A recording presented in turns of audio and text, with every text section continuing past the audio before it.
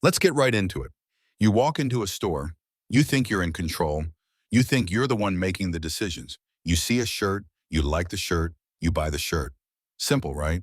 But what if I told you that from the moment you walk through the door, you were being guided, nudged, and manipulated by an invisible force? A language that speaks directly to the oldest, most primitive parts of your brain, bypassing your rational mind entirely.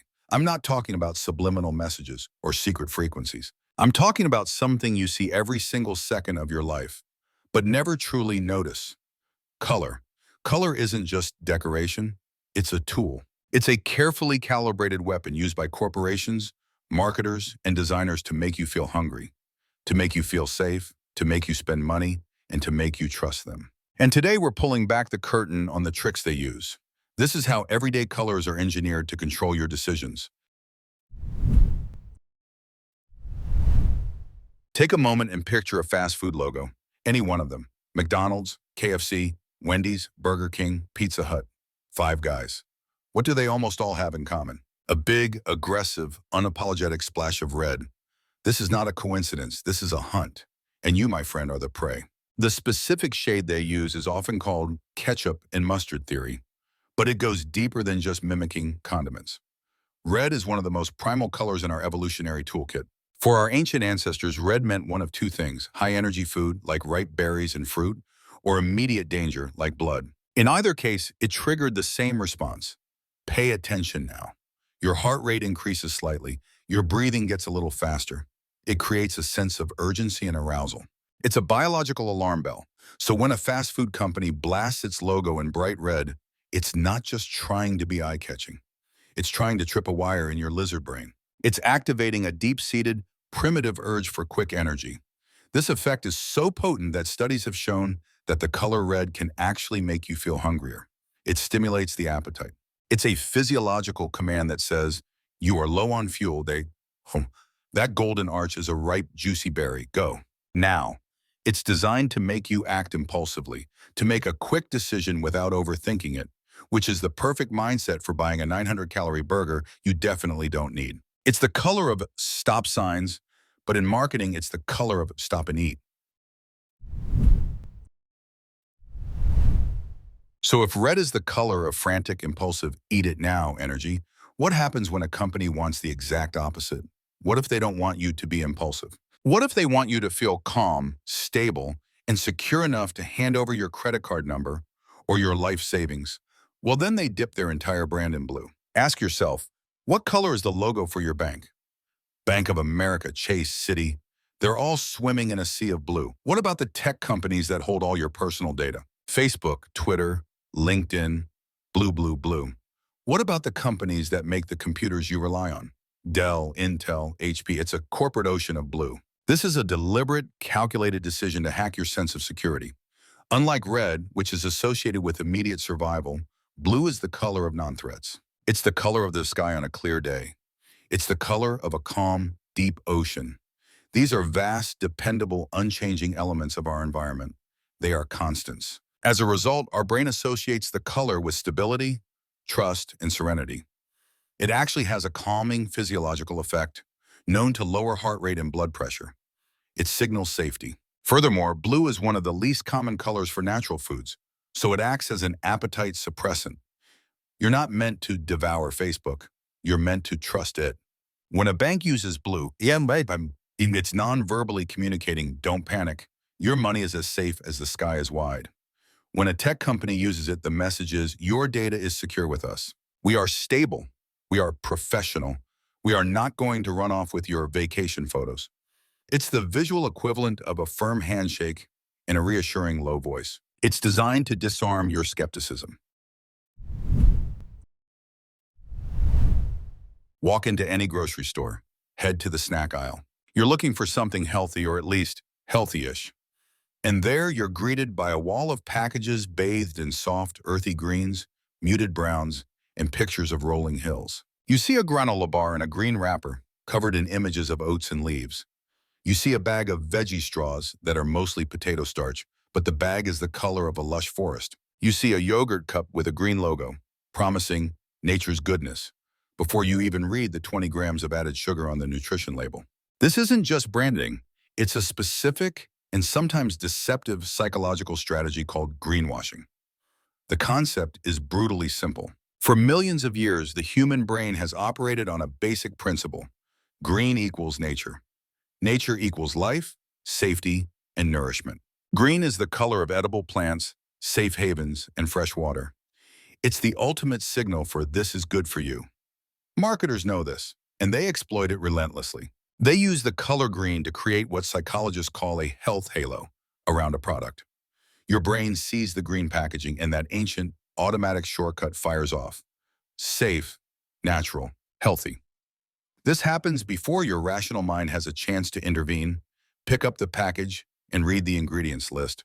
The color creates a bias. You are more likely to perceive the product as being lower in calories, more nutritious, and more environmentally friendly, even if it's objectively no better than the product next to it in a bright red bag. It's a brilliant silent lie. A company can pack a product with high fructose corn syrup and artificial flavors, but if they wrap it in a pretty green package with a picture of a leaf on it, a part of your brain will still be fooled into thinking you've made a virtuous choice. They are selling you the idea of nature, using the one color your brain is programmed to trust unconditionally. In the world of design, one of the strangest rules is that sometimes the most effective way to make something seem incredibly valuable is to strip all the color away.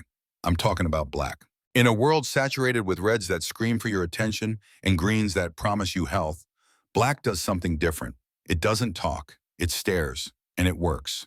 Think about the most exclusive, high-status products. The American Express Centurion card, better known as the Black Card, is an almost mythical symbol of wealth defined entirely by its severe lack of color. In fashion, Coco Chanel didn't build an empire on rainbows. She did it with the little black dress, a garment whose power comes from its elegant, timeless simplicity. Apple consistently offers its premium Pro model iPhones in shades of black and gray, creating a visual language where more color often means cheaper model. The message is clear. Flashy colors are for kids and toys. Serious tools for serious people are black. The psychology here is all about perceived weight and authority. Black is, by its nature, visually heavy. It absorbs light, giving it a density and presence that other colors lack. It's associated with formality, black tie events, limousines. It's the color of authority, judges' robes, police cars. And most of all, it's the color of mystery and sophistication. It suggests depth. A product dressed in black doesn't need to yell for your attention. It's so confident in its own superior quality that it can afford to be understated. It creates an aura of exclusivity. By choosing black, you're not just buying an object. You're buying into an elite club that's too cool to try hard. You're paying a hefty premium for a simple lack of pigment. There is a button on the internet that is likely responsible for more regrettable 2 a.m. purchases than any other single object in human history. It sits on Amazon's website, glowing with a friendly, unassuming light. It's the Add to Cart, or Buy Now button, and its color is no accident. It's orange. Orange is the ultimate get-it-done color. It's the perfect synthesis of red's urgent energy and yellow's happy-go-lucky optimism. It manages to create a sense of urgency without triggering the anxiety or danger signals of pure red. It screams, "Look at me," but in a fun, encouraging way, like a helpful friend, not an alarm. This makes it the undisputed king of the call to action. It's used everywhere you're supposed to do something. Subscribe now, create account, get your free trial. Companies have tested this relentlessly. In famous A/B tests, where a website shows different versions to different users, changing a button color from, say, blue to orange has been shown to increase clicks by over 20%. Orange just feels more clickable. It's fun, it's confident, it suggests you're about to get a good deal or do something exciting. Think about brands that use it. The Home Depot uses it to convey do-it-yourself energy.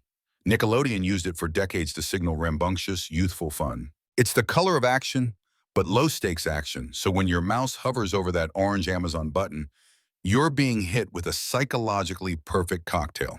It's an energetic, happy, urgent, low-anxiety signal telling your brain that clicking this button is a fast, easy, and fun thing to do. It's the most effective and friendly-looking pickpocket on the planet. There are few color rules more deeply embedded in our culture than this one. Pink is for girls, blue is for boys. It feels ancient, elemental, as if it were coded into our very being. It's also a complete and total fabrication, and a relatively recent one at that. If you took a time machine back to the early 1900s, you'd find a world with the exact opposite rule. A 1918 article from the trade publication Earnshaw's Infants Department plainly states, "The generally accepted rule is pink for the boys and blue for the girls. The reason is that pink, being a more decided and stronger color, is more suitable for the boy, while blue, which is more delicate and dainty, is prettier for the girl." That's right. Pink was considered a diminutive of red, a powerful masculine wartime color. Pink was just little red, perfect for a boy. Blue was seen as demure and gentle, associated with the Virgin Mary, making it the proper choice for girls. So what happened? A massive, coordinated, and incredibly successful marketing campaign. After World War II, American department stores saw a huge opportunity. If they could convince parents that boys and girls needed completely separate sets of everything, clothes, toys, bedding, they could sell twice as much stuff.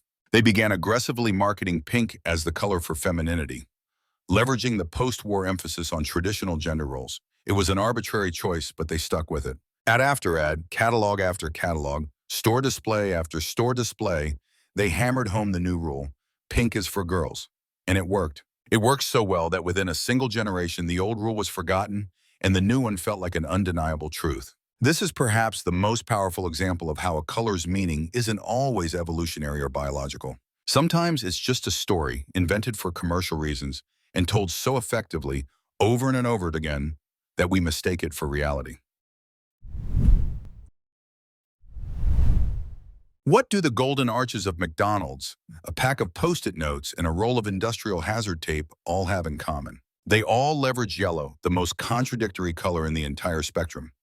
It is simultaneously the color of beaming happiness and the color of panicked warning. On one hand, yellow is pure optimism. It's the color of sunshine, smiley faces, and youthful energy. Brands use it to grab your attention in a cheerful, non-threatening way. It's why Best Buy's big yellow price tag feels like a beacon for a good deal, and the Snapchat logo feels fun and ephemeral. It is scientifically the most visible color to the human eye in daylight, so our brain is hardwired to notice it first. In a commercial context, our brain interprets this attention-grabbing power as exciting and positive. It's a visual shot of caffeine. But that exact same property, its supreme visibility, is why it's also the universal color for caution. Your brain sees it first, which makes it perfect for things you absolutely need to see to avoid trouble. Wet floor signs, yield signs, quarantine tape. It's the color that says, "Hey, look at me." And the context is what tells you whether to smile or to step back. This duality can be jarring. In fact, while it's great at getting attention, large amounts of yellow can be overwhelming and have been shown to create feelings of anxiety and agitation in people. It's why you almost never see a room, especially a baby's nursery, painted bright yellow. The most cheerful color in the world is also the most visually stressful. It's a paradox, a happy warning that designers use to either draw you in or keep you out.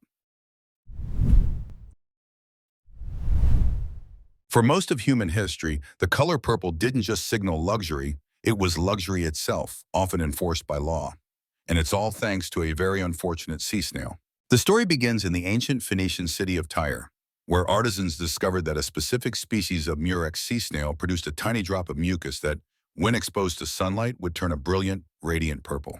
The process was disgusting, smelly, and mind-bogglingly inefficient. It took an estimated 10 to 12,000 snails, each one meticulously cracked open, just to produce enough dye for the trim on a single Roman toga. This insane scarcity made Tyrian purple more valuable than gold.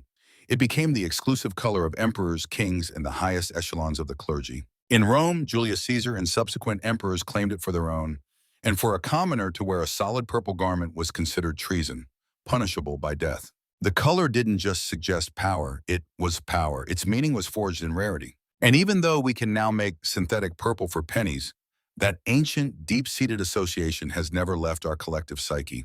Purple still feels special, wise, and creative. Brands use it to communicate premium quality, but with a touch of magic and imagination that the stern authority of black can't match. Think of the rich wrapper on a Cadbury chocolate bar, the branding for the Sci-Fi Channel, or the crown in the Hallmark logo.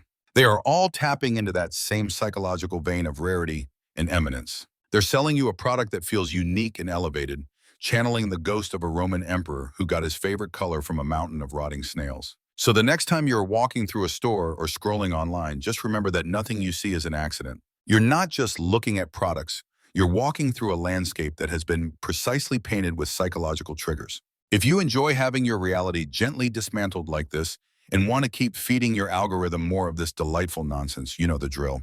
That subscribe button isn't going to click itself. Though maybe it would if it were painted orange.